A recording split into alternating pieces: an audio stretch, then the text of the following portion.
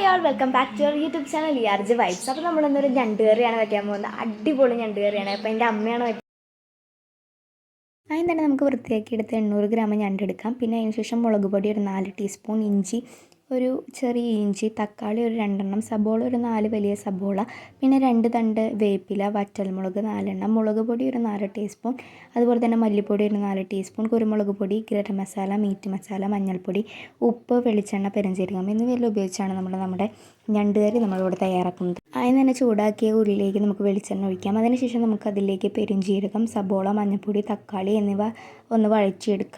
അതൊന്ന് വാടി വരുമ്പോൾ പിന്നെ വെളുത്തുള്ളി, ഉപ്പ്, ഇഞ്ചി എന്നിവ ചേർത്ത് ഇളക്കുക. പിന്നീട് അതൊരു മിക്സിയിലൊന്ന് അടിച്ച് പേസ്റ്റാക്കി രൂപത്തിലെടുക്കാം.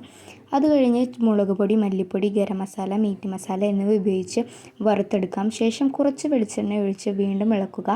അതിനുശേഷം അടച്ചു വെച്ച പേസ്റ്റ് നമുക്കതിലേക്കൊന്ന് ചേർത്ത് കൊടുക്കാം. പിന്നീട് കുറച്ച് വെള്ളം ഒഴിച്ച് അതൊന്ന് നമുക്ക് യോജിപ്പിച്ചെടുക്കാം.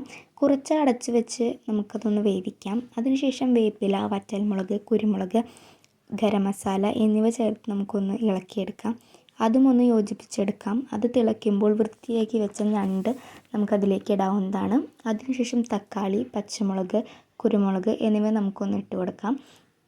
കുരുമുളക് നമ്മുടെ ആവശ്യത്തിന് മാത്രമാണ്. നമുക്ക് അത്ര എരിവ് പറ്റില്ലെങ്കിൽ കുറച്ച് കുരുമുളക് മാത്രം ഇട്ട് കൊടുത്താൽ മതി. അപ്പം അങ്ങനെ നമ്മുടെ ഞണ്ട് കറി ഇവിടെ റെഡി ആയിരിക്കുകയാണ്. അപ്പോൾ അടിപൊളി ഞണ്ട് കറിയാണ്. അപ്പോൾ എല്ലാവരും ഒന്ന് ട്രൈ ചെയ്ത് നോക്കണം. അപ്പോൾ ബൈ.